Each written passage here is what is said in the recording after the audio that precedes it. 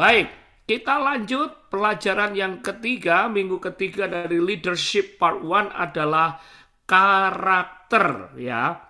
Karakter seorang pemimpin.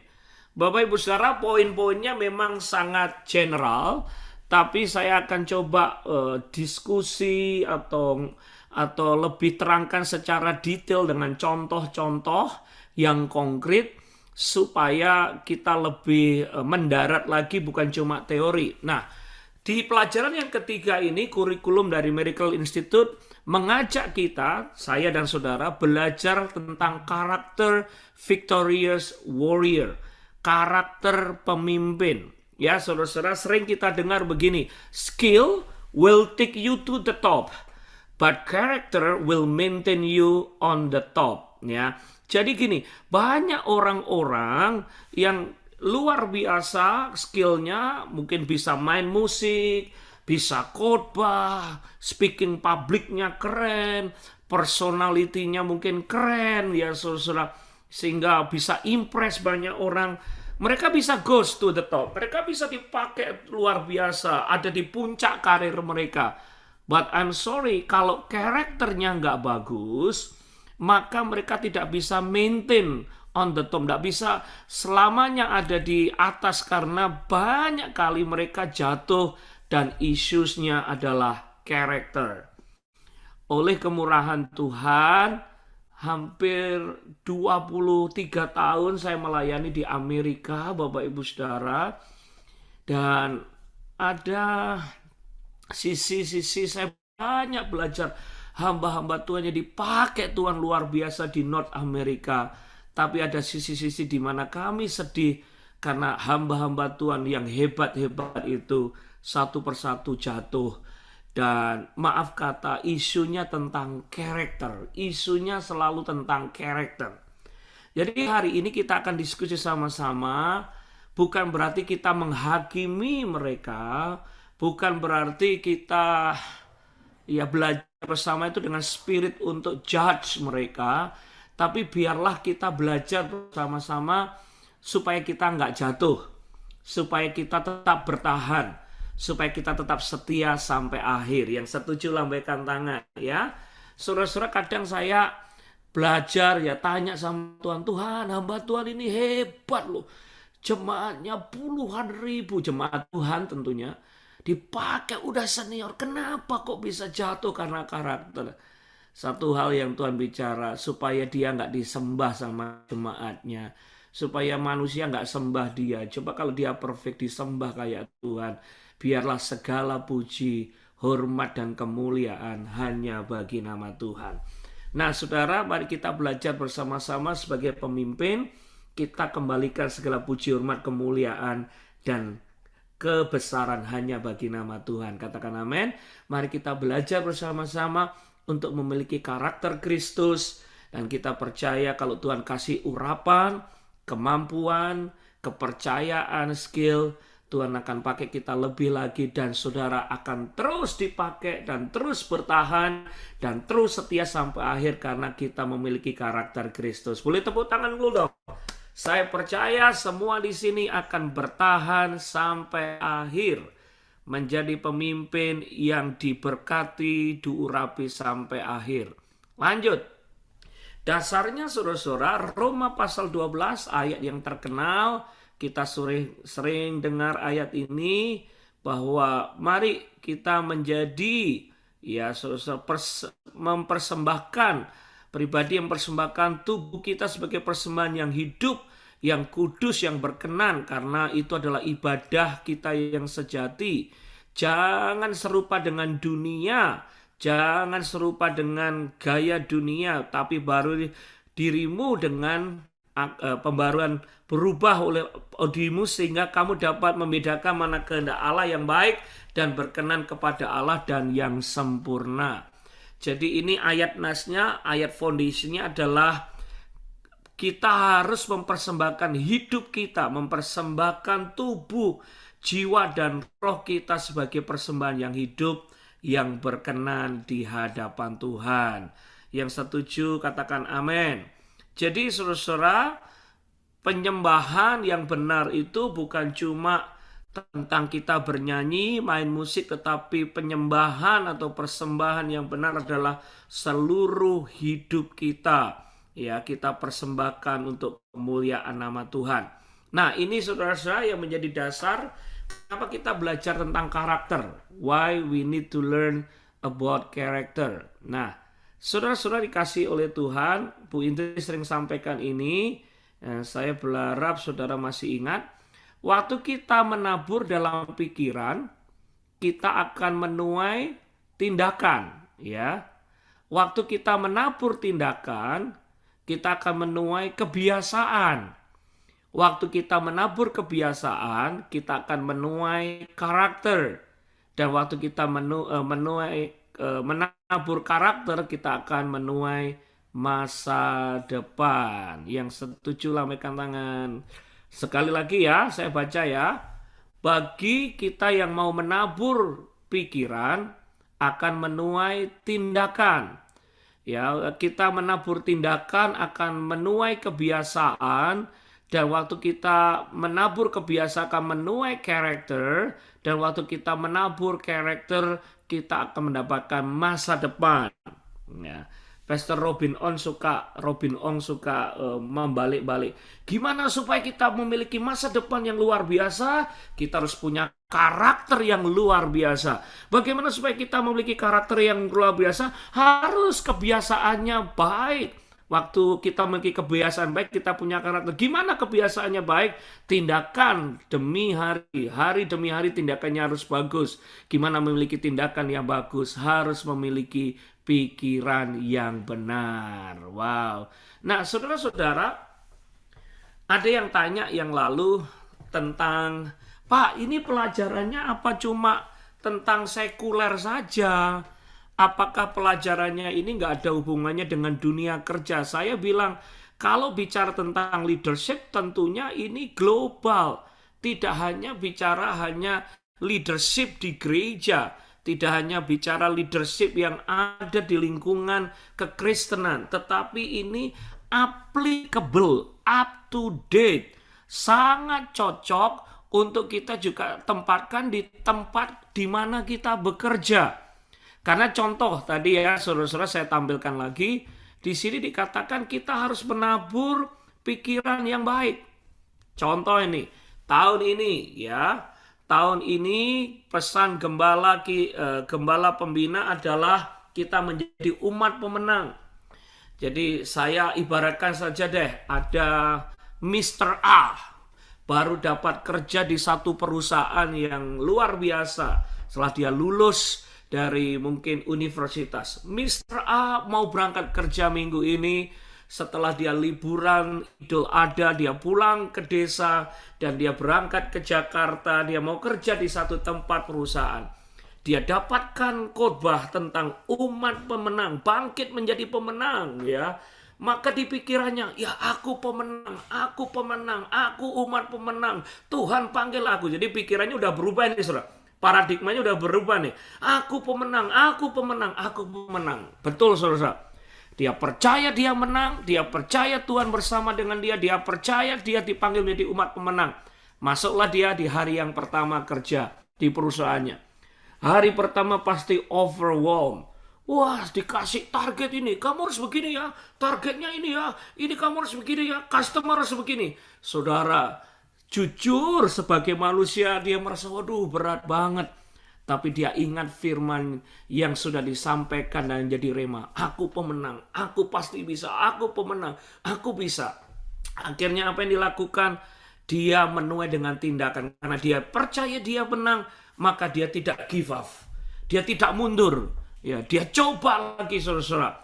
Walaupun dia harus pulang mungkin 1 jam lebih akhir dari teman-teman yang lain, dia akhirnya bertindak, saudara, karena dia tahu, aku harus menang. Dia nggak menyerah. Nah, saudara, akhirnya dia bertindak, dia disiplin, dia bekerja dengan baik. Nah, saudara, waktu dia bertindak, maka akhirnya Mr. A ini memiliki kebiasaan. Kebiasaannya apa? Dia datang lebih awal, dia pulang mungkin sedikit lebih akhir, karena dia mau menyelesaikan semua pekerjaan dengan baik, supaya dia menang, supaya dia tidak kalah, supaya dia bisa achieve the target, saudara-saudara, supaya dia tidak low performance. Maka dia percaya dia menang, dia bertindak, dia datang lebih awal, dia pulang mungkin lebih akhir, dia tidak sia-siakan waktu yang ada, waktu teman-temannya sarapan, lebih-lebih 15 menit, atau lunch lebih, makan siang lebih 10 menit, enggak, dia on time, dia bertindak baik. Akhirnya kebiasaannya adalah luar biasa, dia memiliki disiplin. Dan apa yang terjadi waktu dia disiplin, saudara, maka hasilnya di pekerjaan performanya luar biasa. Sehingga dia memiliki karakter pemimpin. Bosnya bilang, coba dong ajarin orang yang baru itu. Coba dong ajarin staff ini. Dan setelah itu bosnya ngomong, kayaknya dia layak jadi manajer. Akhirnya dia diangkat. Dan akhirnya bukan hanya manajer, 10-20 tahun ke depan, akhirnya menjadi direktur. Karena apa?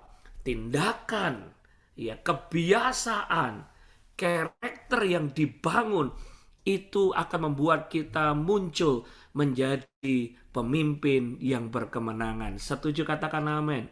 Saudara-saudara, karakter yang bagus, yang baik, gak bisa dibangun semalam saja. Tapi ini bicara tentang lifestyle. Bicara tentang bagaimana kita membangun hidup dan pondasi kita, sehingga Tuhan mempercayakan kepada kita perkara-perkara yang dahsyat. Saya ulangi minggu lalu, waktu gedung itu tinggi menjulang ke langit, biasanya pondasinya itu juga dalam ke bawah. Karena apa? Kalau pondasinya nggak dalam, maka dia nggak bisa naik tinggi. Saya bersyukur di sini banyak para hamba-hamba Tuhan, ada Pak Revo, ada Pak Husen, ada Pak Sugianto, ada Ci Andwi, semua hamba-hamba Tuhan yang join. Thank you. Kita semua sadar pelayanan kalau tanpa Tuhan nggak bisa, saudara. Pada Pastor Alvin juga, tantangan begitu luar biasa. Up and down, badai, pergumulan. Oleh sebab itu, kita mau pastikan, saudara-saudara, dasar kita, pondasi kita, itu harus firm, harus kuat. Sehingga ada badai, topan apapun, saudara-saudara, kita akan tetap kuat. Mungkin saudara berkata, apakah itu juga applicable untuk dunia bisnis? Ya, saya katakan yes. Karena apa? Seorang direktur yang memiliki gaya, seorang manajer memiliki gaya hidup yang disiplin, yang pondasinya kuat, yang teguh. Waktu ada kegoncangan, krisis ekonomi dan sebagainya, mereka nggak gampang bingung, mereka nggak gampang menyerah, mereka tough, mereka kuat. Biasanya mereka akan survive. Dan berapa banyak pemimpin-pemimpin di dunia bisnis juga gulung tikar, gulung komeng. Karena apa? Mereka takut, mereka khawatir sehingga mengambil keputusan yang salah. Hari ini kita belajar bersama-sama untuk build karakter, untuk membangun karakter kita. Sehingga kita menjadi pribadi-pribadi yang anti menghadapi, artinya begini, saudara, tahan menghadapi topan badai. Dan saudara kuat, sehingga saudara terus dipakai Tuhan sampai akhir hidup kita. Yang setuju, lambaikan tangan, amin. Ayo sama-sama dong, sama-sama bangun. Waktu saya pertama kali sampai Amerika, saya bingung, saudara. Mobil bagus-bagus itu sama showroom ditaruh di luar, di lapangan, saudara. Itu mobil harga 50.000, 40.000, keren-keren, ditaruh di lapangan. Pertanyaan saya gini, Pak, itu nanti kalau kena snow gimana? Kan kadang snow-nya tinggi, saudara, sampai segini, saudara. Jadi mobil yang baru-baru itu ketutup snow semua. Lah kalau di Indonesia kan ditaruh showroom, dibungkus, ya kan, dikerukupi gitu, saudara. Pokoknya supaya aman, supaya mengkilat. Saya tanya, Pak, ini gimana? Mungkin di Belanda juga sama. Dan orangnya begini, Pastor Benny, don't worry, karena mobil ini sudah dirancang untuk anti snow. Kena topan, kena badai, kena snow, tetap kuat, tetap kinclong, tetap bertahan. Ya, saudara-saudara, melalui Miracle Institute ini, doa saya, muncullah pemimpin-pemimpin yang tahan banting, yang kuat menghadapi tantangan dan pergumulan. Dan kita akan bangkit menjadi umat pemenang, victorious warrior, Karakternya tahan uji, tahan banting, kuat dan tidak gampang menyerah. Dan kita akan memperoleh kemenangan bersama dengan Tuhan. Yang setuju katakan amin. Lambaikan tangan yang tetap percaya. Haleluya. Saudara, ini muncul sebelum saya lupa saya beberapa kali datang ke rumahnya hamba-hamba Tuhan yang dipakai Tuhan ya. Nginep di tempat mereka. Saya sharing ya, karena ini leadership. Dan saya selalu temukan ini. Mereka bangun pagi dan berdoa. Mereka selalu bangun pagi dan berdoa. Mereka bangun pondasi hidup mereka dengan saat teduh, membaca, merenungkan firman Tuhan. Presiden Amerika George Washington adalah man of prayer. Justru waktu dia sibuk, dia berdoanya lebih lagi. Sebelum dia masuk ke istana presiden, at least dia berdoa dan baca firman Tuhan 4 jam, saudara. Oleh sebab itu, saya bersyukur kalau melihat pemimpin yang seperti itu. No wonder pekerjaannya, karyanya diberkati oleh Tuhan. Karena dia mengutamakan dan mencari Tuhan. Karakter seperti itulah, saudara, yang membuat kita akan melihat berkatnya Tuhan melimpah atas pekerjaan dan pelayanan kita. Yang setuju katakan amin. Lambaikan tangan. Saudara, saya ngajak lambaikan tangan ya, supaya ini saudara musim liburan udah capek, jangan sampai hilang, saudara. Ya, amin, amin. Teklak-tekluk hilang, bablas ternyata ketiduran. Nggak ya? Semangat semua ya. Sesi yang ketiga ini leadership level. Session karakter-karakter apa saja yang harus dimiliki oleh seorang pemimpin. Nah, ini ada istri saya di sini. Dia pernah kerja di BCA, saudara-saudara. Suatu saat dia harus ikut training level manager ya.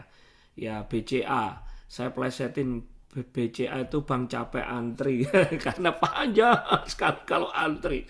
Tapi saya plesetkan karena istri saya namanya Angelia ya, Benny cinta Angelia gitulah, saya plesetin supaya agak ada variasi. Silakan sayang, kamu cerita kalau di dunia sekuler pembentukan karakternya gimana? Apakah seorang pemimpin leader itu hanya memiliki karakter yang biasa-biasa atau harus karakter yang biasa?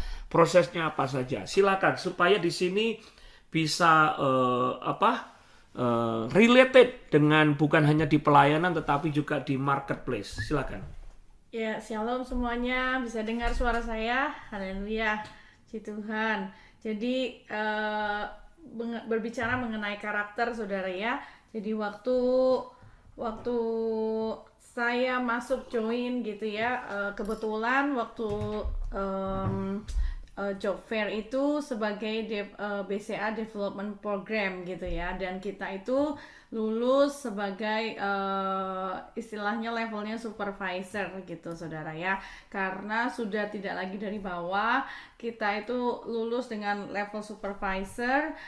Kita pikir wah ini enak juga ya, yang lulus di bagian operasional akan menjadi langsung kabak teller, kabak CSO gitu, saudara ya. Dan yang bagian marketing ya lumayan lah, saudara ya, eselon 6 kalau saudara tahu jenjang-jenjang gitu, saudara.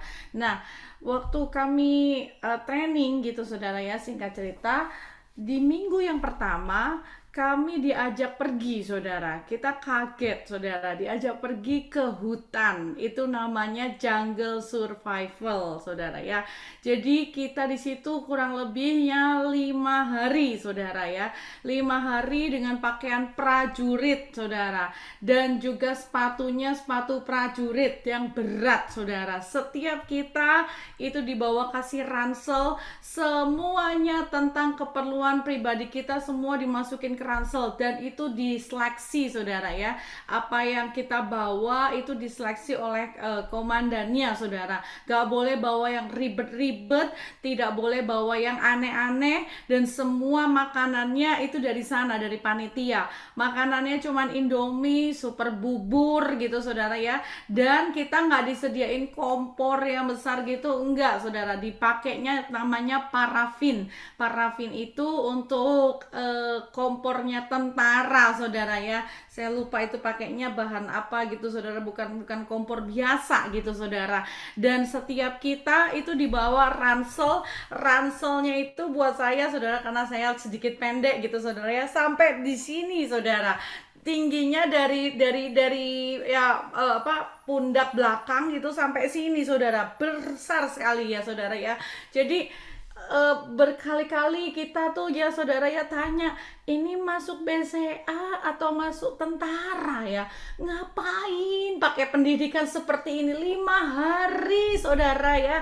Nggak cuma sehari 2 hari. Di situ nggak disediakan toilet, hanya toilet darurat, hanya pancuran air. Ya di situ buat masak, ya di situ buat, maaf saudara ya, buang air besar, ya di situ buat pipis, ya semuanya, saudara, di situ.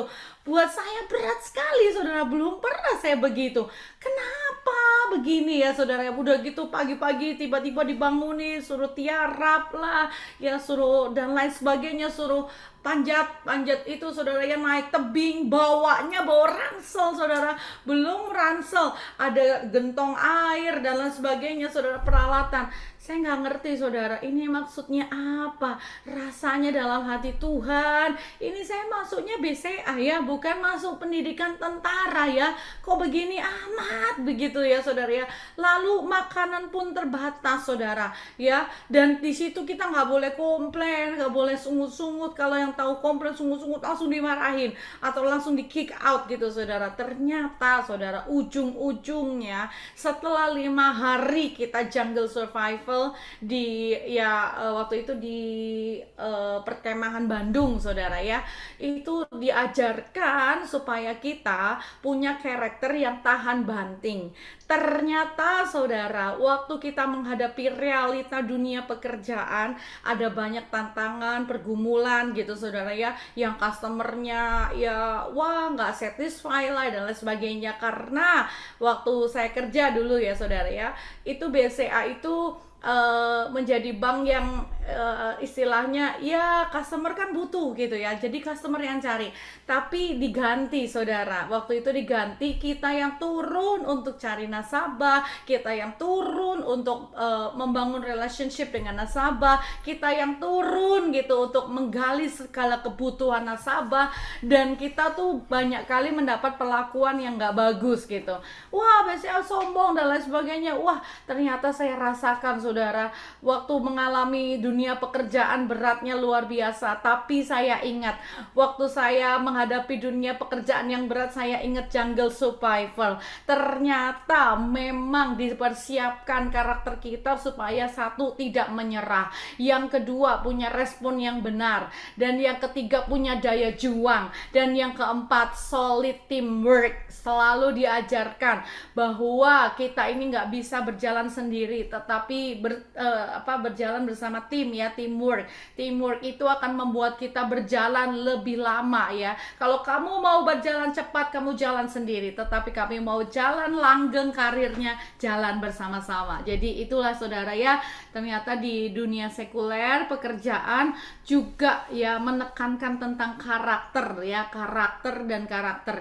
Kita punya prestasi yang luar biasa, tetapi kalau karakter tidak mendukung ya, saudara ya, itu akan cepat habis. Ternyata nggak cuma di situ aja, saudara. Di tengah-tengah tahun pendidikan, kita diajak pergi juga, saudara. Namanya itu OBI. Itu kita suruh mendayung, saudara. Mendayung. Lain lagi, kalau yang pertama itu, saudara, kita dibawa ke hutan, kita harus survive di sana 5 hari.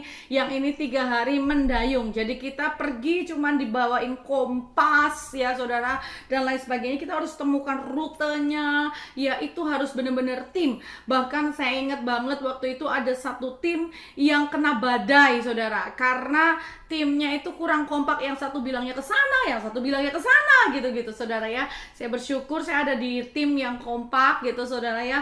Jadi kami boleh sampai menyeberang menyeberang danau itu sebelum larut malam, karena waktu itu ada tim yang kesasar, ya salah baca mata angin dan lain sebagainya, akhirnya kesasar, harus diselamatkan dengan regu tim gitu saudara ya.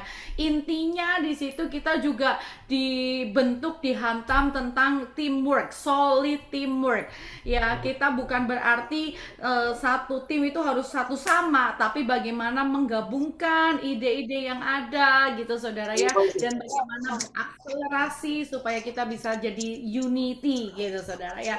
Wow, saya pikir Tuhan kalau di dunia sekuler aja diajarin begitu loh, apalagi gereja Tuhan. Kalau kita mempraktikkan, kalau kita menerapkan ya prinsip-prinsip firman Tuhan, kebenaran, wow, hasilnya itu dahsyat saudara. Dan saya rasakan memang hasilnya luar biasa.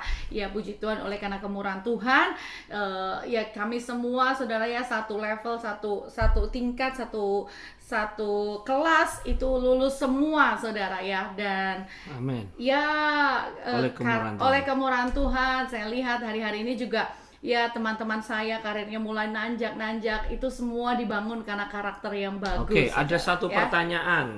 Saya pernah dengar tapi dia lupa menceritain. Katanya itu satu grup 7 atau 10 orang makan Indomie satu bungkus. Karena saking lapar, suruh masak Indomie satu bungkus dibagi banyak orang. Benar itu ya? Betul, karena kita punya persediaan makanan kan nggak banyak saudara ya. Jadi dikasihnya itu nggak banyak, satu regu nggak banyak, cukup nggak cukup, itu harus buat jadi lima hari. Nah singkat cerita kami kan nggak tahu saudara ya, 5 hari gitu ya dibagi berapa. Hari pertama, hari kedua lumayan, semua kenyang ya saudara. Dan hari terakhir saudara, sisanya itu tinggal satu bungkus saudara. Lah kamu punya nggak punya, kamu punya nggak punya, super bubur habis, tinggal satu. Ya udah masak satu, ya udah bareng-barengan ya, satu suap keliling gitu saudara ya. Ya pokoknya apa yang ada gitu saudara ya. Jadi harus ya berbagi, kita di situ belajar berbagi, belajar toleransi gitu. Pokoknya semuanya tentang karakter ternyata saudara. Semuanya tentang belajar kita nggak egois, belajar kita bisa berbagi. Ternyata di dunia kerja juga begitu saudara. Ya targetnya besar saudara ya. Dan kita ingat waktu target besar, wah kita nggak bisa bekerja sendiri. Ternyata bisa bagi-bagi saudara. Waktu kita ya sharing itu ya, ingat di jungle survival, kita harus saling berbagi, nggak boleh egois. Waktu kita kerja sama, berbagi target, akhirnya achieve target bersama. Terima kasih, thank you. Ya, Saudara, dari kesaksian istri saya nomor 1 saya garis bawahi, saya tidak sedang promosi BCA ya, enggak ya saudara. Silakan Anda mau nabung ke Mandiri, mau nabung kemana, monggo silakan, kita nggak promosi BCA. Yang kedua, kalau perusahaan sekuler aja pingin memiliki pemimpin-pemimpin yang berkarakter luar biasa, lah apalagi gereja Tuhan saudara-saudara. Ini prinsip kebenaran saudara. Kalau pemimpin karakter ini orang Jakarta, Ciami, wah pelayanannya pasti Ciami. Tapi kalau karakternya amburadul, waduh, nggak akan jadi saudara-saudara. Jadi sekali lagi ini penting banget buat setiap hidup kita. Karakter pemimpin yang harus dibangun. Dan yang ketiga, kalau orang dunia aja berusaha mencetak leader-leadersnya dengan memaintain, membangun karakter, apalagi kita. Kita lakukan untuk kemuliaan Tuhan, kita lakukan untuk surga, kita lakukan untuk perkara-perkara yang kekal. Makanya kita hari ini belajar bersama-sama supaya karakter kita bangkit menjadi pemimpin yang berkemenangan. Setuju? Katakan amin. Tepuk tangan dulu. Saya dan saudara, kita belajar bersama-sama. Bangun karakter kita seperti karakter Kristus, sehingga hidup kita akan berkemenangan. Dan saya sering tanya sama istri, ya kan sekarang udah ninggalin tuh semua dan sekarang melayani. Gimana bedanya antara bisnis dan juga di gereja, bagaimana saudara? Banyak prinsip-prinsip yang kita boleh belajar. Nah, dan saudara, applicable, relevan. Jadi ada peserta Miracle Institute ngomong, Pak kan saya nggak jadi pendeta, Pak saya kan nggak jadi hamba Tuhan full time, tapi saya kerja di marketplace bisnis. Saudara, makanya kita agak sedikit ya kesaksian, dan supaya saudara tahu sadar bahwa prinsip-prinsip kepemimpinan ini juga relevan, up to date, and applicable di marketplace as well. Baik, mari kita belajar bersama-sama. Next, ada 9 karakter kepemimpinan yang saya pelajari dari kurikulum Miracle Institute yang kita akan belajar bersama-sama. Yang pertama, kudus. Saudara, kekudusan menurut 1 Petrus 1:15-16 itu meliputi seluruh area kehidupan, ya. Meliputi seluruh area kehidupan anggota tubuh kita. Kita diciptakan untuk kesenangan Tuhan. Jadi saat kita senangkan Tuhan, maka Tuhan tahu bagaimana menyenangkan hidup kita. Amen. Ya, saudara-saudara, waktu kita senengin Tuhan, kita menyenangkan hatinya Tuhan, don't worry, don't be afraid. Aku gimana Tuhan? Aku apa bisa senang? Tuhan lebih tahu menyenangkan kita. Haleluya. Mezbah atau persembahan yang benar akan mendapatkan respon berkat atau kemuliaan yang daripada Tuhan. Saya gambar itu, saudara-saudara, ambil gambar tentang Saul. Saudara-saudara, Saul mempersembahkan persembahan. Tapi persembahannya nggak benar, nggak kudus. Persembahannya ada motivasi yang salah. Karena nggak sabar nunggu Samuel. Saudara-saudara, apa yang terjadi? Waktu persembahannya nggak kudus, nggak berkenan, ya dia nggak dapat berkat. Justru dapat masalah, persoalan teguran daripada Tuhan. Bahkan dikatakan bahwa sejak saat itu, Alkitab berkata, maka posisi rajanya diambil sama Tuhan. Bapak Ibu Saudara, mari kita mempersembahkan hidup kita sebagai persembahan yang benar. Sehingga kita akan mendapatkan respon yang benar, berkat yang luar biasa, dan kemuliaan Tuhan yang dahsyat. Nah, kekudusan ini ada hubungannya dengan 6 hal, saudara-saudara, yang berhubungan menurut kurikulum dari Miracle Institute yang saya terima. Yang pertama, keuangan. Wow. Bapak Ibu Saudara, sebagai pemimpin, ya victorious warrior, kita harus beres loh di masalah keuangan. Yang setuju lambaikan tangan. Kita harus beres loh di perpuluhan. Kita harus beres loh dalam memberi. Kita harus berberes loh dengan membayar tagihan, utang, kewajiban. Lah kalau kita maaf, perpuluhan enggak, persembahan enggak, utang masih banyak, ya gali lubang, tutup lubang, pengeluaran lebih banyak dari pendapatan, ya maaf saudara-saudara. Itu adalah karakter yang harus kita doakan supaya berubah. Dan kalau itu berubah, maka Tuhan akan memberkati kita lebih lagi dan lebih lagi. Setuju? Katakan amin. Amin. Waktu saya seleksi jadi pendeta, ya di tes jadi pendeta di Amerika, organisasi kami di sini ngecek.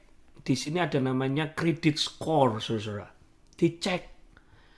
Dan kalau ada pendeta yang maaf namanya bad credit atau namanya bank korupsi, itu nggak boleh saudara-saudara jadi pendeta. Lah kalau pendetanya bank korupsi, lah nanti kalau dipercayakan keuangan gereja, lah gimana? Nah kalau pendetanya maaf nggak kasih perpuluhan, gimana dia mau khotbah perpuluhan kepada jemaatnya? Dan jujur saya nggak takut kok perpuluhan di gereja kami, saudara. Karena kita benar beres. Bu Indri juga sampaikan itu. Berapa banyak kadang kita hamba Tuhan takut khotbah perpuluhan karena nggak melakukan. Gereja juga harus kasih perpuluhan. Kalau kita mau gereja diberkati ya, ini kok bisa. Haleluya, di Jogja ada gempa dalam nama Yesus, semua amat Tuhan, anak Tuhan dilindungi di Jogja. Haleluya. Mungkin saudara, ini Pak Benny kok ngomong tentang perpuluhan sih, Miracle Institute kok ngomong perpuluhan. Enggak saudara, ini penting bagi kita, leaders. I'm not talking to congregation. Saya nggak bicara buat jemaat loh. Ini leaders. Kita semua leaders. Lambaikan tangan yang leaders, leaders, leaders. Anda ini pemimpin-pemimpin. Harus beres keuangannya supaya Tuhan memberkati Anda berlimpah-limpah. Ingat, when leaders win, everybody wins. Kalau leader berkemenangan, semua jemaat pengikutnya akan berkemenangan. Tapi kalau leadernya lose, everybody will lose. Kalau leadernya beres di masalah keuangan, pasti diberkati. Dan semua jemaat diberkati. Yang setuju katakan amin. Amin. Anak-anak kita, keluarga kita pasti diberkati. Jadi di sini Miracle Institute ngajarin kita untuk kita beres di masalah keuangan. Ya, saudara-saudara, jangan ya pengeluaran lebih besar daripada pendapatan. Enggak, saudara-saudara. Yang B, kudus perkataan dan ucapan. Wow, saudara-saudara, berapa banyak kadang di perkataan dan ucapan leaders keseleo, kepleset. Sebab kita semua ngefans sama former gubernur DKI. Tapi karena keceplosan salah sedikit aja, saudara, akhirnya luar biasa hasilnya. Jadi seorang pemimpin, Bapak Ibu Saudara, hati-hati ucapan kita. Nggak boleh sembarang ngucapin, nggak boleh karena emosi ngomong. Kadang itu direkam, saudara. Kadang itu direkam terus diputar balikkan menjadi senjata bumerang bagi kita. Be careful. Terutama waktu saudara lagi mungkin nggak mood, emosi, marah. Hati-hati. Kontrol ucapan dan perkataan kita. Karena kalau kita kesleo sebagai pemimpin, haleluya, itu sangat-sangat fatal hasilnya. Yang C, penampilan atau cara berpakaian. Kita harus menampilkan Kristus, Roma 13 ayat 12-14. Bapak Ibu Saudara, kita ini leaders. Kita juga hamba Tuhan. Kita harus mencerminkan representatifnya Tuhan. Kita leaders memimpin bukan rockstar, saudara. Kita bersyukur gembala pembina ngajarin kita tentang simplicity dan humility. Dan saya jujur agak struggle. Ini katanya pendeta, ini katanya hamba Tuhan. Kok penampilannya kayak rockstar ya? Kok penampilannya kok begini ya, gitu ya. Ya, tapi kan di dalam hati saya cuma ngobrolnya mungkin sama istri saya. Salah nggak ya sayang ya? Nggak lama kemudian dia tersangkut masalah keuangan. Nggak lama kemudian dia jatuh karena ketahuan pemerintah menggunakan keuangan yang nggak benar dan sebagainya. Bapak Ibu Saudara, cara penampilan kita itu reflection dari iman kita. Tuhan yang kita layani. Yang setuju katakan amin. Di Rasuna Said, tempatnya dulu istri saya kerja, itu banyak embassy sana. Nah, saya belajar banyak. Kantornya negara yang gede, itu pasti embassy-nya keren, gede. Karena apa? Itu refleksi dari negaranya. Kalau negaranya maju, berkembang, hebat, pasti kedutaannya keren, saudara. Bukankah kita ini wakil-wakilnya Tuhan di muka bumi? Di tempat kerjaan saudara, di tempat sekolah saudara, di kampung saudara. Mereka mungkin nggak bisa lihat Yesus secara langsung, tetapi mereka lihat Yesus di dalam hidup saya dan saudara. Oleh sebab itu, cara berpakaian kita, penampilan kita, remember this, we are servant of the Lord, we are not rock star. Kita bukan, ya biasanya Pak Tim selalu ngomong gini, kalau coba ngangkat sendiri, gaya sendiri biasanya jatuh sendiri, saudara. No. Kita ini duta-duta kerajaan Tuhan. Pakaian kita, cara kita berbusana harus menampilkan kemuliaan Tuhan. Yang setuju katakan amin. Haleluya. Saya intermezzo ya, gue sedikit gak apa-apa ya. Pernah saya KKR ke Surabaya. Singernya Angkat tangan gini, oh kok saudaraku. Lah kok pakai you can see, saudara-saudara, singernya. You can see my kelek, katanya orang Surabaya. Ya, saya lihat pohon beringin lagi. Ini ya bukan urapan-kurapan, saudara. Nggak pas. Kalau di depan ya busana kita, saudara. Harus cocok. Ini apalagi zamannya sosial media, saudara. Mungkin saudara nggak lihat, tapi banyak orang lihat. Penampilan kita, mari kita belajar bersama-sama, saudara-saudara.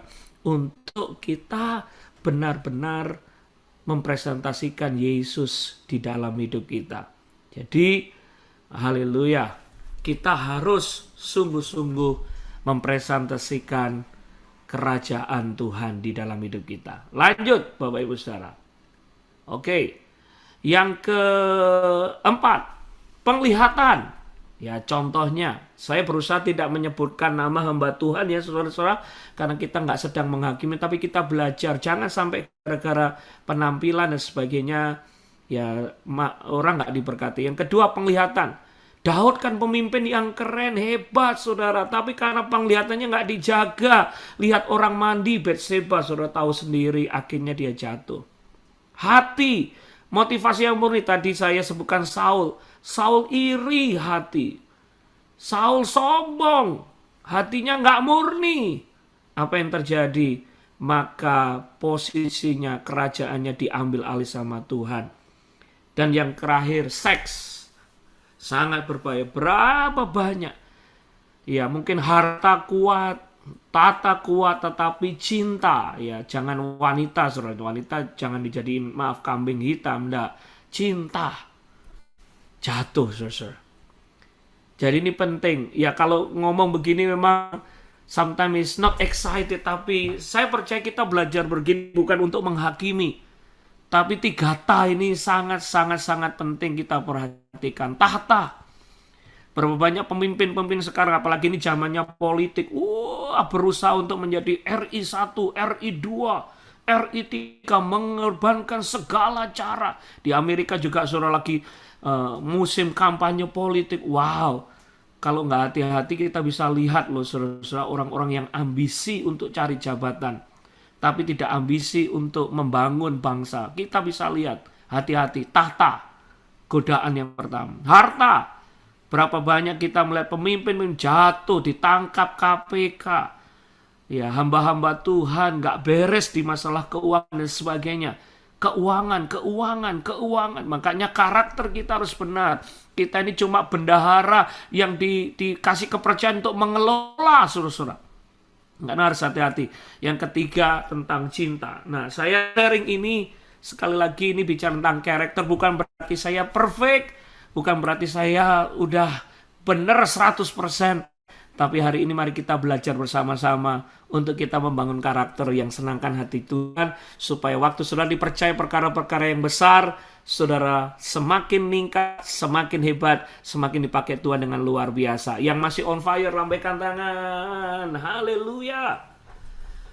Wah, saudara-saudara, dulu pernah ada, saudara tahu mungkin, Robert Liardon, nulis buku namanya God's General. Dia sebutkan hamba Tuhan dipakai Tuhan luar biasa. Tapi di bagian akhir dia juga sebutkan masalah-masalah yang dia hadapi. Biasanya nggak lepas dari 3 ta itu, saudara-saudara. Nah, jadi mari murid-murid Miracle Institute, hari ini kita belajar dengan kekuatan daripada Roh Kudus, kemampuan daripada Roh Kudus, kita akan dimampukan untuk menang dan kita mengalahkan semua godaan tantangan. Pertanyaannya adalah, gimana Pak caranya supaya kita berkemenangan di dalam menghadapi tantangan-tantangan tersebut? Saudara diajarkan di Miracle Institute ini untuk kita yang pertama mengandalkan Roh Kudus, ya, dengan kuasa Roh Kudus dan dengan kuasa firman Tuhan. Jadi bagaimana supaya kita hidup benar, hidup kudus, kita nggak lepas dari ngandalin kuasa Roh Kudus, karena Roh Kudus akan memberikan kemampuan buat kita untuk hidup benar. Yang kedua adalah kita harus membaca, merenungkan firman Tuhan. Seperti Mazmur 119 ayat 9. Saat kita membaca, merenungkan firman Tuhan, maka kita akan hidup senangkan hati Tuhan, berkenan di hadapan Tuhan. Saudara-saudara, I know this is not easy things to talk. Ya, tadi kita bicara tentang bagaimana hamba-hamba Tuhan itu jatuh, hamba-hamba Tuhan itu gak survive sampai akhir. Tapi mari kita juga belajar gimana caranya supaya kita terhindar dari kejatuhan, terhindar dari masalah-masalah yang dihadapi oleh hamba Tuhan ini. Miracle Institute firman Tuhan ngajarin kita untuk ngandalin Roh Kudus, hidup dipimpin oleh Roh Kudus. Yang kedua, hidup sesuai dengan firman Tuhan. Saudara, saya kasih ilustrasi ini tentang kuda putih dan kuda hitam. Saudara, saya tinggal di daerah Philadelphia dekat dengan Lancaster. Saudara, di Lancaster itu ada orang yang masih ya kayak gaya tradisional, primitif gitu, saudara. Mereka nggak percaya pakai listrik. Ini orang-orang Mennonite Dutch, keturunan dari Belanda, pindah ke sini. Mereka nggak pakai listrik, mereka nggak pakai teknologi, mereka kendaraannya pakai cuma sepeda dan pakai kereta kuda, plus bajunya cuma 3, saudara. Bajunya cuma 3. Kan keren kan, di Amerika tuh yang paling sekuler, paling ngaco banyak, yang paling rohani, tradisi juga masih ada, saudara. Di sini ada 30.000 orang kayak gitu. Nggak pakai kompor, nggak pakai apa, masih primitif, bajunya 3. Kalau panen 50% kasih ke gereja, 50% ditabung, pokoknya hidupnya simple sekali. Nah saudara, seorang Amis, dia punya kuda hitam dan kuda putih. Satu saat keretanya dibawa jalan, saudara. Dan orang Amisnya ini nggak happy, saudara. Karena apa? Kuda putih maunya di jalan aspal, jalan bagus. Kuda hitam maunya di jalan yang nggak bagus, di jalan tanah. Jadi mereka miring gini, saudara-saudara. Keretanya miring. Karena yang putih narik ke aspal, yang hitam narik ke yang tanah. Tarik-tarik, akhirnya miring gini, saudara. Orang Amisnya ngomong, kalau gini terus kan nggak nyaman. Gimana nih caranya? Dia doa, dia pikir, akhirnya dia dapat, saudara-saudara, cara. Dia dan coba. Selama 10 hari, saudara-saudara, dia coba. Kuda putihnya dikasih makan yang sehat, yang kuat. Makanan yang top-top, yang bagus. Sementara kuda hitamnya dikasih makanan yang kurang, bahkan sedikit lebih kurang dari biasa. Setelah 10 hari, benar saudara, kuda putihnya jadi kuat, strong, hebat, keker. Kuda hitamnya dikurus, saudara. Akhirnya dicoba jalan. Betul, saudara, dicoba jalan tetap sama. Kuda hitamnya pingin jalan di tanah, kuda putihnya pingin jalan di aspal. Mereka tarik, menarik tetap. Tapi yang luar biasa begini, kuda putihnya waktu ditarik dia tetap tegar gini. Ditarik dia tetap kuat gini. Ditarik dia tetap kuat. Nggak bergeming sekali. Karena apa? Kuda hitamnya nggak punya tenaga, saudara. Tetapi begitu kuda putihnya sekali sendal, sekali tarik saja. Karena kuda hitamnya nggak punya tenaga. Akhirnya kuda hitamnya kalah. Dan keretanya jalan di jalan yang mulus dan bagus. Dari cerita ini apa yang kita pelajari? Bapak Ibu Saudara, kasih makan rohani kita lebih banyak dari daging kita. Kalau saudara mau berkemenangan, jangan kasih makan kuda hitamnya lebih banyak. Kasih makan kuda putih rohani saudara lebih banyak. Namanya daging, ya pinginnya berbuat yang gak benar. Namanya daging selalu tarik kita. Namanya daging, pinginnya ya enak-enak. Tapi kalau kita kasih makan rohani kita jauh lebih banyak, maka rohani saudara, karakter saudara akan kuat dan saudara akan berkemenangan. Setuju katakan amin. Ya ayo kita cek and recheck. Drakornya berapa jam? penyembahannya, baca firmannya berapa jam, jangan sampai drama Koreanya 8 jam. Oh, ini ada hamba Tuhan dari Korea. Apa ya? Ya memang drakor lah. Lakornya 8 jam, bacanya ayat cuma 10 menit. Ya udah, kuda putihnya lemes, saudara, kuda hitam yang lebih strong. Ya, saudara. Mari kita cek. Kalau di iPhone kan saudara dicek ini. Setiap minggu berapa jam saudara ada di iPhone. Ada yang ngomong, waduh, 16 jam. Nah, selama setiap hari 14 jam. Nah, selama 14 jam ngapain kita? Lihat YouTube. YouTube yang mana? Jangan Prabowo, Anies Baswedan, Ganjar Pranowo, Prabowo dibolak-balik terus 10 jam.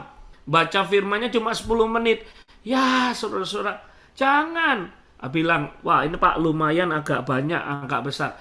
Pastikan kuda putih saudara, rohani saudara lebih kuat. Bangun rohanimu lebih kuat daripada bangun keduniaan kita supaya kita tahan banting kuat di dalam Tuhan. Saudara, untuk jaga hidup kudus, gimana Pak caranya? Roh Kudus. Yang kedua, baca firman.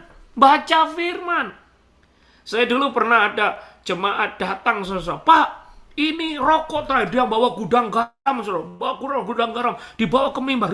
Bapak ini bawa gudang garam, ngapain ke mimbar? Pak, ini rokok terakhir dipukul-pukulin, lalu itu diinjak-injak. Wah, dikelilingi 7 kali, saudara. Ini terakhir, nggak ngerokok lagi. 5 bulan kemudian saya cek, nggak ke gereja lama. Gimana Pak? Ya itulah Pak masalahnya Pak. Saya nggak kuat Pak, ngerokok lagi. Nah saya tanya, lah selama Anda nggak ngerokok, baca firman nggak? Enggak. Praise and worship nggak? Enggak. Doa nggak? Enggak. Ngapain? Balik ke gaya lama. Ya otomatis, karena apa? Kuda hitamnya kuat lagi, saudara-saudara. Karakter ini bicara tentang lifestyle dibangun. Waktu saudara bangun pagi, merenungkan firman Tuhan, doa, pujian, penyembahan, saudara mulai kurangi hobi-hobi, kesenangan yang gak berkenan. Maka saudara membangun kerohanian saudara, lifestyle saudara, karakter saudara. Tiba-tiba saudara akan menjadi seorang yang sungguh-sungguh dipakai Tuhan, efektif gaya hidupmu. Karena apa? Dibangun dari sehari ke sehari untuk hidup senangkan hatinya Tuhan. Yang setuju katakan amin. Sekali lagi, karakter ini bukan bicara sehari, proses sehari.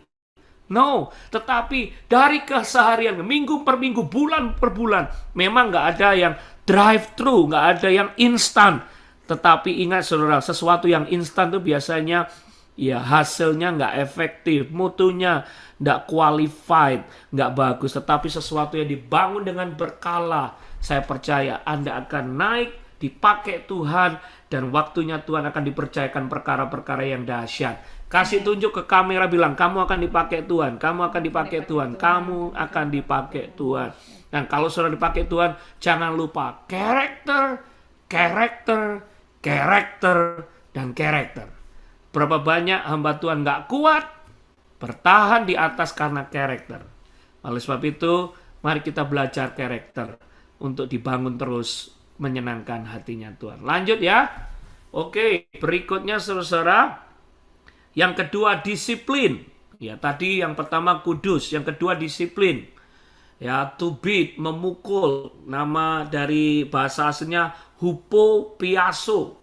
To beat, memukul untuk menaklukkan, ketertiban, menghukum untuk kebaikan dan mendidik. Jadi disiplin, latihan disiplin. Harus disiplin saat teduhnya. Harus disiplin doanya, harus disiplin belajarnya, waktu, disiplin perpuluhan, keuangan harus beres. Bapak Ibu Saudara, maaf, kita sebagai pemimpin harus terbuka untuk belajar.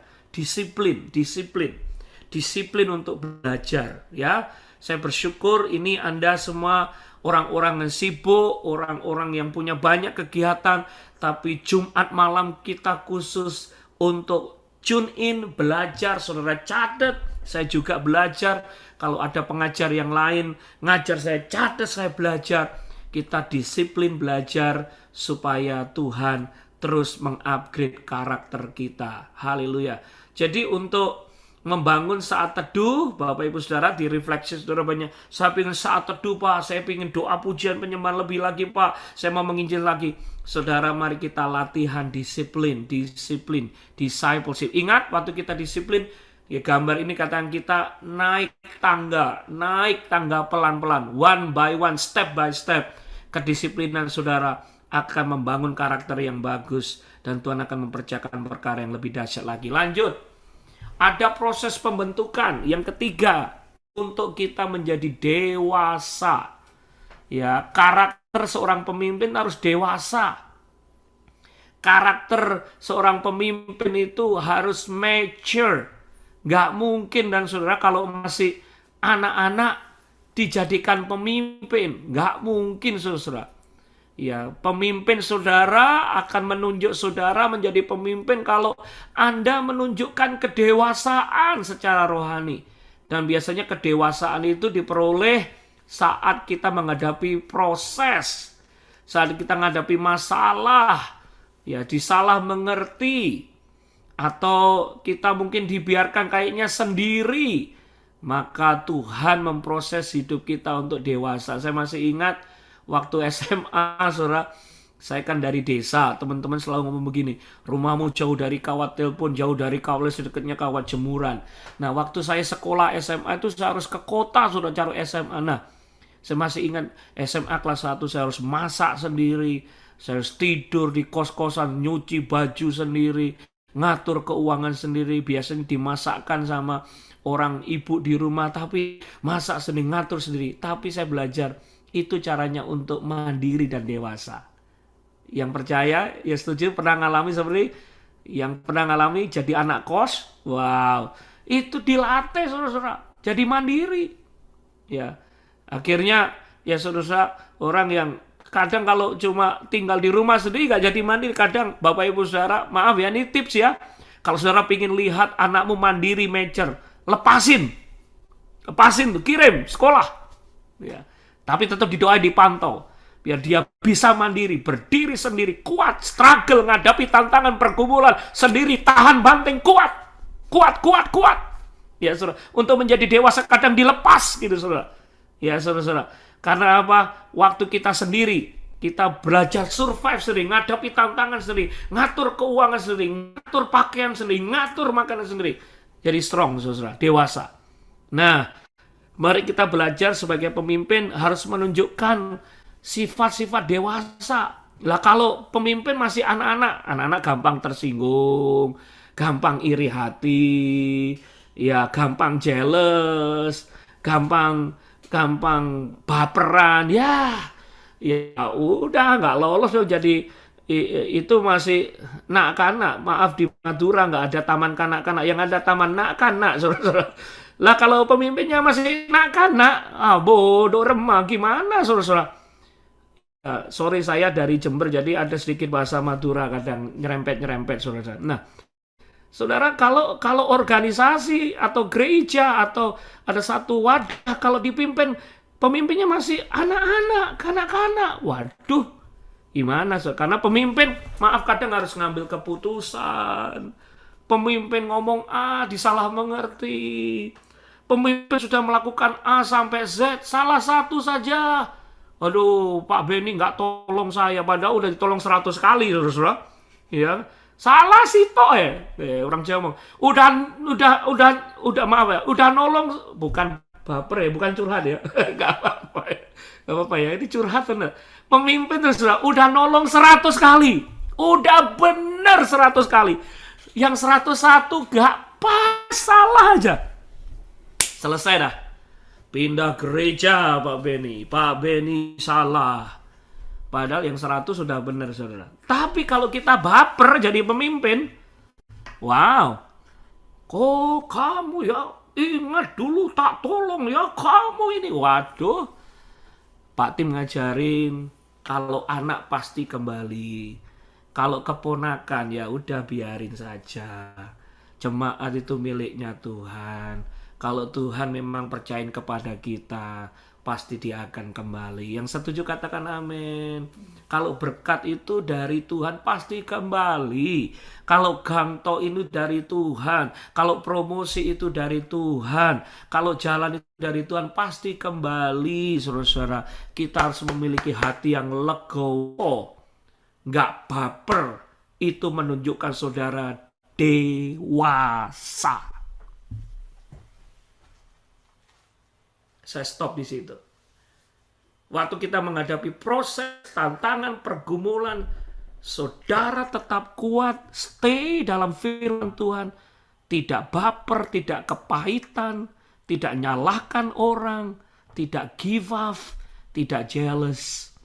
Itu berarti Anda adalah pemimpin yang dewasa. Dan saya percaya di sini semua kita akan menjadi dewasa. Lambaikan tangan, lambaikan tangan, lambaikan tangan. Gak gampang, siapa bilang gampang? Kita gak kasih karbit, saudara. Kita gak kasih ekspres. Tapi yuk kita belajar bersama-sama. Disalah mengerti. Wah. Digosipin. Ditusuk dari belakang. Wow. Apalagi saudara-saudara. Semuanya kita harus ngalami. Leaders itu. Apalagi di dunia politik, saudara. Hari ini kawan, minggu depan bisa lawan, saudara. Nah, mari kita belajar bersama-sama untuk menjadi seorang leaders yang efektif, dipakai Tuhan yang luar biasa. Kita harus memiliki hati yang dewasa, yang mau terus karakter dibangun, dan kita berjalan bersama dengan Tuhan. Roh Kudus akan memberikan kekuatan, kemampuan untuk kita bertumbuh dewasa. Biasanya pohon mau dewasa dipotong dulu supaya berbuah, dipotong dulu, sakit. Tapi ranting yang dipotong biasanya ranting yang akan berbuah. Kalau saudara sedang diproses Tuhan, Tuhan mau saudara menjadi dewasa. Tapi pasti saudara akan berbuah dan buahnya hauce ciami. Karena hasil dari proses pemurnian yang dari Tuhan. Setuju katakan amin. Lanjut. Rendah hati, gak sombong. Saudara, karakter yang baik dari seorang pemimpin sadar bahwa kalau dia menjadi seperti hari ini semua karena anugerah Tuhan. Nggak arogan, nggak merasa mampu. Ciri orang yang rendah hati adalah mau belajar dan mau diajar. Ya, tidak minder tetapi ya saudara. Oh aku nggak bisa, ya boleh. Tapi jangan minder. Nah saudara-saudara, orang yang rendah hati sadar bahwa semua itu hanya oleh karena kasih karunia Tuhan. Jangan seperti Herodes, saudara. Herodes itu mati ditampar malaikat Tuhan. Karena apa? Dia suruh rakyatnya nyembah dia. Dia memposisikan dirinya seperti gods Tuhan. Akhirnya ditampar malaikat. Mati, saudara. Karena dia mau rakyatnya sembah dia. Saudara, jangan izinkan orang lain, jemaat menyembah kita. Biar segala puji, hormat, kemuliaan hanya bagi nama Tuhan. Katakan amin.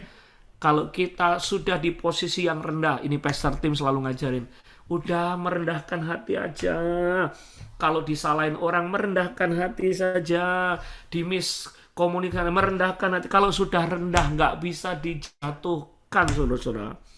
Kalau sudah rendah, nggak bisa didorong lagi untuk jatuh. Justru yang ngangkat-ngangkat sendiri itu, justru yang nampil-nampil sendiri itu yang akan mudah jatuh, saudara-saudara. Karena ngangkat-ngangkat sendiri biasanya jatuh-jatuh sendiri. Mari kita belajar bersama-sama. Hidup ini karena anugerah, hidup ini karena penyertaan Tuhan, hidup ini karena berkatnya Tuhan. Kalau kita salah ya minta ampun sama Tuhan. Kalau kita salah sama orang itu ya minta ampun. Pokoknya kita merendahkan diri dan kita aman dan amin. Yang setuju katakan amin. Waktu kita rendah hati, Tuhan akan percayakan perkara yang lebih besar lagi. Firman Tuhan berkali-kali, saya sering khotbah ini, kunci promosi adalah kerendahan hati. Waktu kita rendah hati, kita akan dapatkan promosi. Tetapi kesombongan, kecongkakan dibenci oleh Tuhan. Karena Tuhan memberikan contoh kepada kita, Dia mengosongkan dirinya, turun dari surga, rendah hati. Turun ke dunia, dia lepaskan surga, lepaskan haknya, lepaskan semuanya.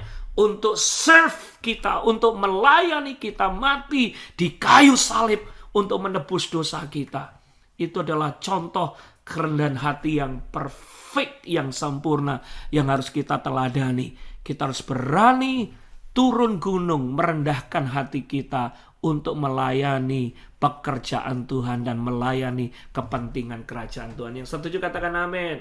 Saya bersyukur di sini ada para pengusaha, ada bos-bos.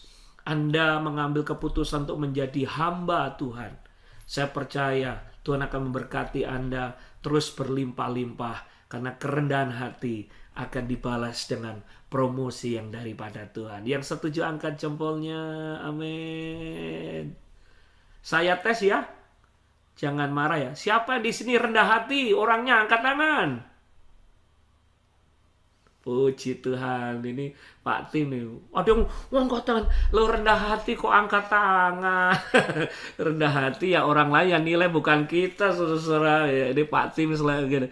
Siapa yang rendah hati? Woi, saya rendah hati, Pak. Saya dulu Pak orangnya rendah hati. Saya ini lho Pak orangnya. Lihat, rendah hati ojo diomong-omong nih, Rek. Itu duduk rendah hati, itu sombong karena saudara merasa rendah hati. Enggak. Siapa di sini orangnya rendah hati? Puji Tuhan, gak ada yang angkat tangan. Haleluya, semua lolos. Kita semua akan terus belajar rendah hati. Tepuk tangan dulu buat Tuhan kita yang dahsyat. Haleluya. Saudara kalau ngajar harus banyak intermezzonya, harus banyak kegiatannya supaya saudara gak bosan ya. 5-10 menit lagi selesai ya. Setelah itu kita tanya jawab ya. Haleluya. Lanjut, cepat saja saudara. Kerendahan hati. Yang nomor 5 adalah penundukan diri.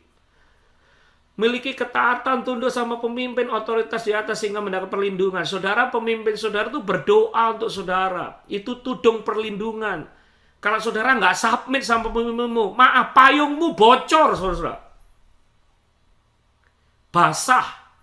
Jadi pemimpin itu seperti tudung rohani. Pemimpin itu seperti tudung rohani. Waktu kita submit taat kepada pemimpin kita, maka ada perlindungan yang sempurna. Dan sebagai pemimpin kita harus taat sama pemimpin. Kalau saudara nggak taat sama pemimpin, nggak submit sama pemimpin saudara, saudara lihat pemimpin atau orang-orang di bawahmu pasti nggak akan submit sama saudara. Karena apa yang saudara tabur, kita akan tuai. Kalau kita pingin orang-orang di bawah kita, pemimpin di bawah kita submit taat sama kita, nggak ada lain. Kita harus nabur, kita juga harus submit sama pemimpin di atas kita. Bapak bisa Ibrani pasal 13-17, penundukan diri sangat penting bagi seorang pemimpin. Karena nggak ada seorang pemimpin yang sendiri bisa kuat. Superman itu cuma ada di filmnya anak-anak. Karena semua kita nggak kuat seperti Superman, saudara. Kita butuh pemimpin, kita butuh tim, kita butuh orang-orang yang berdoa, berjaga-jaga bagi kita. Yang setuju katakan amin. Makanya kita perlu masuk dalam pemuritan dan dimuridkan. Karena pemimpin itu, wah kalau saya khotbah pemimpin bisa 1-2 jam lebih. Pemimpin itu ditaruh Tuhan. Saudara nggak kebetulan saudara punya pemimpin, itu dikirim Tuhan, ditaruh Tuhan untuk memproses saudara, untuk mendidik saudara, untuk mengupgrade saudara, untuk mendoakan saudara, untuk mengcoaching saudara. Our God is not God of iseng-iseng. Our God is God of destiny. Our God is God with the purpose. Nothing happen in our life is not happen by accident. Gak ada yang kebetulan kalau Tuhan ngirim pemimpin dalam hidup kita. Karena Tuhan mau pakai pemimpin kita untuk mengupgrade dan mengcoaching kita untuk next level bersama dengan Tuhan. Yang setuju katakan amin. Hormati pemimpinmu. Submit sama pemimpinmu. Saudara akan lihat berkat-berkat yang luar biasa terjadi di dalam hidupmu. Saya ngomong ini bukan karena dapat titipan dari Pastor Tim. Sejak tahun 95 sampai sekarang saya digembalakan oleh Pastor Tim, ini pemimpin saya. Dan dulu kakak pembina, pemimpin dari mulai di Jogja ngerintis 95 sampai sekarang saya pulang balik Jogja. Nah, saya belajar saudara untuk submit. Ya, saya belajar untuk submit. Tapi waktu tahun 2001 saya pingin ke Amerika. Waktu itu nggak punya uang. Gimana dapat uang? Pokoknya pingin sekolah, dolar sedang naik tahun 2000, Indonesia sedang kacau bala ekonominya. Pendek kata saudara-saudara, Pak Tim harus khotbah ke Medan, tapi beliau harus ke Singapura. Akhirnya saya dikirim ke Medan. Di Medan lah saya ketemu seorang ibu yang akhirnya nyekolahkan saya ke Amerika. Bagi kami waktu itu nggak mungkin saudara, karena biaya mahal. Tapi karena saya gantiin khotbah pemimpin saya, pelayanan pemimpin saya, Pak Tim dipakai Tuhan untuk menjadi jembatan. Saya bisa ke Medan dan akhirnya saya bisa sekolah di Amerika. Tahun 2006 saya selesai sekolah. Waktu itu saya melayani ke Jogja. Pulang dari Jogja sampai di Iowa. Pak Tim bilang begini, Benny berangkat ke Philadelphia. Saya masih ingat 15 Mei tahun 2006 saya sampai Philadelphia. Waktu pesawat mendarat di Philadelphia, Roh Kudus bilang, mulai hari ini pelayananmu di Philadelphia. Saya kaget sudah. Aduh, saya di Philadelphia cuma mau khotbah, jalan-jalan sebentar pulang. Tapi sejak saat itu mancep di Philadelphia 17 tahun. Siapa yang dipakai Tuhan? Pemimpin saya.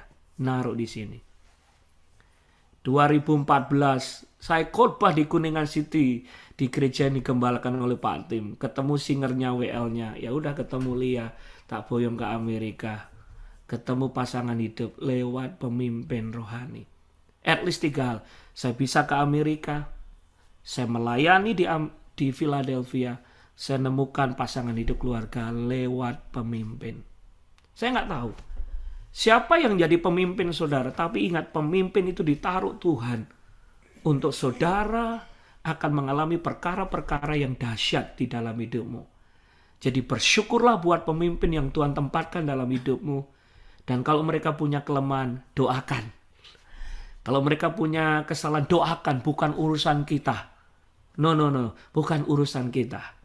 Karena mereka hambanya Tuhan, maka mereka akan berurusan dengan Tuhan. Yang setuju katakan amin. Siapa yang sayang pemimpin dan doa untuk pemimpin dan mau submit, amin. Karakter. Dan saudara gini, waktu saudara taat sama pemimpin saudara, saudara akan lihat pemimpin orang-orang di bawahmu juga akan melakukan hal yang sama. Apa yang kita tabur, kita akan tuai. Karakter yang luar biasa dari seorang pemimpin adalah submit, taat kepada pemimpin. Lanjut. Haleluya. 2-3 lagi ya, selesai ya. Berikutnya adalah setia.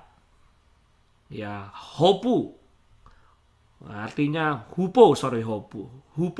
Arus melawan. Meno, tetap tinggal. Artinya tetap tinggal meskipun ada arus yang melawan. Pistis, komitmen, bisa percaya. Tentu setia ya. Kita belajar setia perkara kecil, setia pulang akan perkara besar, setia perkara kecil. Tuhan, leaders itu mulai dari yang kecil, saudara. Gak bisa buka gereja hari ini pingin 1.000 jemaat langsung, pingin minggu depan 2.000. Enggak. Setia perkara kecil. Kita merintis gereja di Philadelphia mulai dari 9 orang, persembahannya $90, sewa gedungnya $100, minus $10. Ya saudara, kita bagi selebaran pas KKR pertama, hujan salju tebal, 9 orang yang datang. Ada ibu-ibu yang masak black soup. Black soup itu rawon. Saya bawa black soupnya. Saya kepreset snow. Tumpah semua. Amblas black soupnya nggak jadi dimakan. Saudara. Luar biasa. Pokoknya. Main musik sendiri. WL sendiri. Khotbah sendiri. Pengumuman sendiri. Doa berkat sendiri. Dari awal sampai akhir. Dek ngarep di depan terus nggak turun-turun. Saudara. Ya nggak apa-apa. Belajar itu. Saudara pernah dengar ceritanya Reinhard Bonnke? Dipanggil Tuhan untuk melayani ke Afrika. Hari pertama dia crusade di Afrika, di KKR itu di kota kecil, masuk seharian jalan. Dan hari pertama dia KKR yang datang cuma 6 orang. Reinhard Bonnke nangis, Tuhan udah jauh-jauh dari Jerman. Katanya dipanggil di Afrika. Udah seharian capek, KKR yang datang 6 orang. Kan gak ada yang tahu siapa Bonnke. Tapi malam harinya setelah dia nangis, dia dapat mimpi Afrika dilawat Tuhan. Dan saudara tahu, Reinhard Bonnke adalah penginjil terbesar yang Afrika pernah miliki. Dia pernah khotbah di hadapan 6 juta orang di Nigeria. Bukan online ya, Itu lautan manusia 6 juta. Dan sejarah mencatat di Reinhard Bonnke 80 juta orang percaya karena pelayanannya di Afrika. Wow, tepuk tangan dulu buat Tuhan kita. Tapi KKR-nya mulai dari 6 orang. Nggak tiba-tiba 6 juta, saudara. Jadi mari kita bersyukur buat permulaan yang Tuhan sudah sediakan. Tetap setia, percaya, kita setia perkara kecil. Leaders, engkau akan dilatih dan terus diproses setia untuk kita akhirnya mengembalakan atau melayani yang lebih dahsyat lagi untuk kemuliaan nama Tuhan. Orang yang setia dicari Tuhan, saudara, dan dipromosikan Tuhan. Belas kasihan, lihat jiwa-jiwa itu mengasihi jiwa-jiwa. Ini foto, saudara tahu, mungkin ini foto dari Sidi Kalang. Ada 10.000 anak-anak muda di Sidi Kalang di daerah Karo ya, Sumatera Utara sana. Dilawat Tuhan, dijamah Tuhan. Saudara, jiwa-jiwa sedang menguning, ya, padi sedang menguning. Mari kita memiliki belas kasihan menjangkau jiwa-jiwa. Bukan cari apa-apa tapi jangkau jiwa-jiwa. Stabil. Pemimpin harus konstan, saudara. Tidak mudah goyah, kuat, teguh. Ada badai topan, doanya tetap, kedisiplinannya tetap, kuat, teguh. Tidak mudah give up, tidak mudah terintimidasi, ada tantangan, tetap teguh. Karakter yang stabil. Dan yang terakhir, hati hamba. Dulos, budak belian. Orang Jogja bilang kacung kampret. Gak punya hak lagi. Semua yang kita kerjakan hanya untuk kemuliaan Tuhan. Hidupku, firman Tuhan kata, hidupku menggenapi firman-Mu, dijadikan lagu ya. Tanda mujizat sertai tiap langkahku. Jadi kalau kita hidup senangkan Tuhan, saudara akan lihat hidupmu penuh dengan mujizat. Kita nggak sedang kejar reputasi, kita sedang tidak kejar motivasi-motivasi yang lain yang nggak benar, tapi kita cuma mau senangkan hatinya Tuhan. Lanjut saudara, bagaimana karakter kita dapat terbentuk? Tentunya kita lahir baru dibaptis. Yang sudah dibaptis, lambaikan tangan. Berikutnya, persekutuan pribadi. Haleluya. Saat teduh, maka diproses terus. Pikul diri, pikul salib, sangkal diri. Daging kita harus disalib, saudara. Bagaimana caranya untuk karakter kita dapat terbentuk? Ya, memiliki paradigma yang baru, taat kepada firman Tuhan. Yang kelima dan keenam itu biasanya bersinggungan, yaitu latihan atau hajaran. Masalah, proses membuat kita dewasa. Karakter kita berubah dan bergaul dengan orang-orang yang percaya.